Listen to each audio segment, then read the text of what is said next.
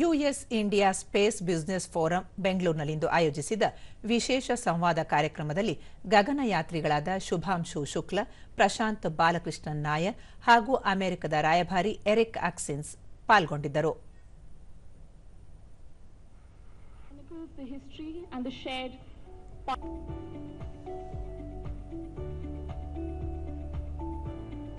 Audience to see if there are any questions, to take advantage of this opportunity to speak with Captain Shukla and China Space Agency.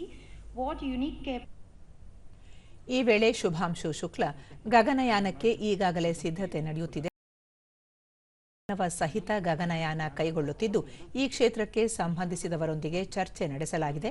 ಬಾಹ್ಯಾಕಾಶ ಕ್ಷೇತ್ರದಲ್ಲಿ ಭಾರತ ಹಾಗೂ America ನಡುವೆ ಸಾಕಷ್ಟು ಬದಲಾವಣೆ ಇದೆ. Mission ಯಶಸ್ಸಿಗೆ ಎಲ್ಲರ ಸಹಕಾರ ಅಗತ್ಯವಾಗಿದೆ ಎಂದರು. Opportunities in the future, and we should not just do it for the sake of achieving the objectives, but also to demonstrate that we can do this, irrespective of wherever or where we belong from or whichever country we are from.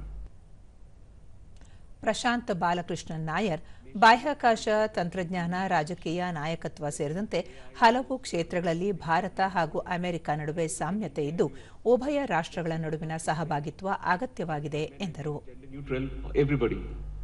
We got so many people in the US, right? A lot of Indian Americans.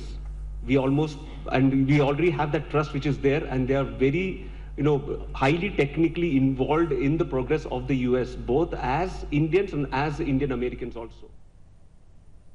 ಬಳಿಕ ಮಾಧ್ಯಮದವರೊಂದಿಗೆ ಶುಭಾಂಶು ಶುಕ್ಲ, ಗಗನಯಾನ ಸಾಧನೆಯನ್ನು ವಿಶ್ವದಲ್ಲಿ ಕೇವಲ 3 ರಾಷ್ಟ್ರಗಳು ಮಾತ್ರ ಮಾಡಿವೆ. ಇದೊಂದು ಸವಾಲಿನ mission ಆಗಿದೆ. ಭಾರತದ ಮಹತ್ವಾಕಾಂಕ್ಷೆಯ ಮಿಷನ್ನಲ್ಲಿ ಇದೇ ಉತ್ಸಾಹದಿಂದ ಕೆಲಸ ಮುಂದುವರಿಸುತ್ತೇನೆ ಎಂದು ತಿಳಿಸಿದರು.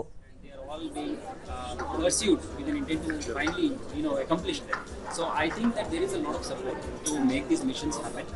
And over a period of time, there has been a growth in the spending that we have been doing on science and space exploration. And I would like to see that continued growth in the future as well.